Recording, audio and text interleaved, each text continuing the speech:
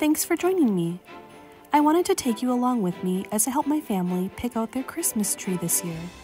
We went to a tree farm in northeast Wisconsin to get our tree, and luckily the weather was just perfect for picking.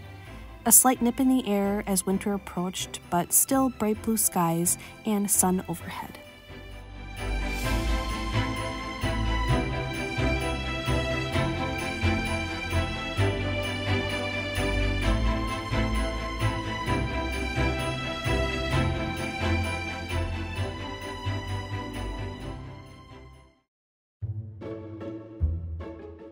Now, not all trees are created equal. Picking the right tree can take a bit of time, and boy, did we take our time, because you want it to be straight, it has to have a rich dark green color, the branches have to be full and the needles strong, and of course, there shouldn't be any gaping holes. Here they had spruce trees for $35 and Fraser firs for $55.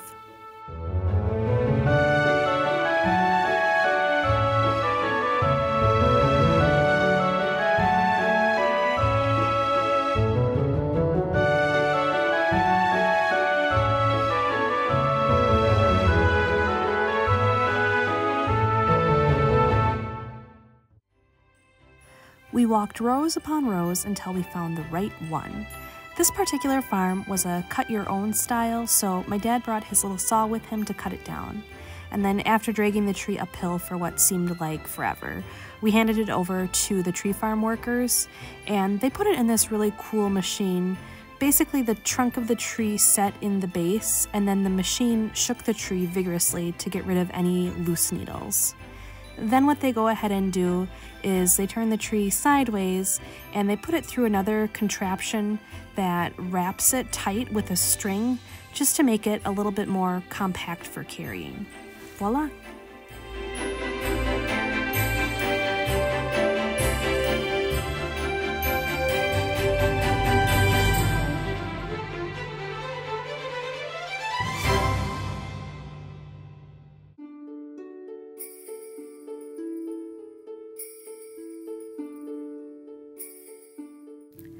After picking out our tree, we headed over to the tree farm's nursery, where we saw them assemble various Christmas wreaths. This machine was pretty neat. After putting the branches on the metal wreath in the spot that you want them, you just step on the pedal underneath the table, and this caused the little arms to wrap wire around the branches. I never saw anything like this before, but I was pretty impressed by it.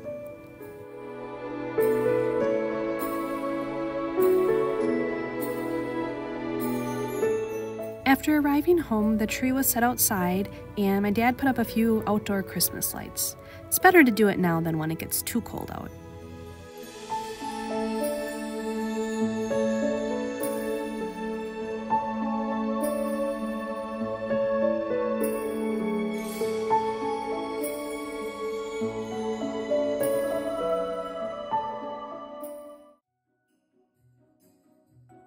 Another fun holiday activity I partook in recently was decorating sugar cookies with my niece and nephew.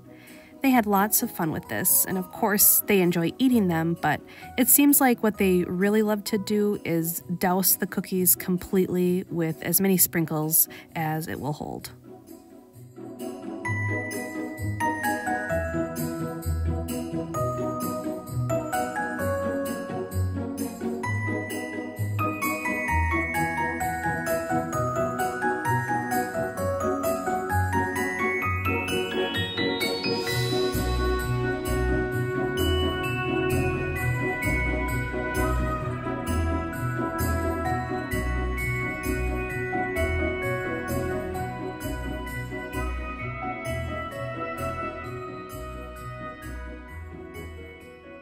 After the tree sat outside for about a week, we moved it inside for decorating. First, my mom wrapped the tree with a set of LED Christmas lights. She used a new 164-foot set of 500 lights that she got off of Amazon, and it worked perfectly. This year, my mom chose to decorate in a silver and gold theme, but each year is different with her. And before we started decorating, I of course had to turn on some classic Christmas music just to set the right mood. And there wasn't really any particular method to our decorating except to make sure that the bulbs were spread out evenly, and in the case of decorating, the more ornaments, the better.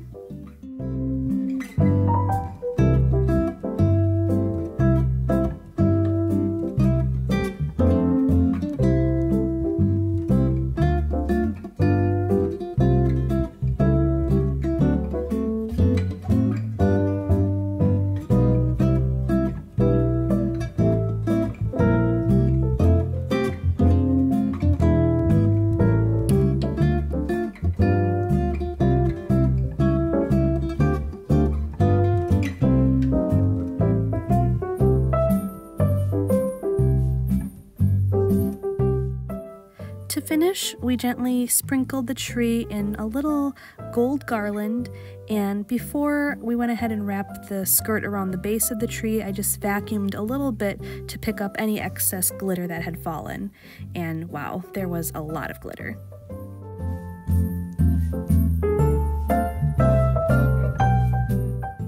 And that's the completed tree. It was very enjoyable decorating the tree, and it was a great way to get into the holiday spirit.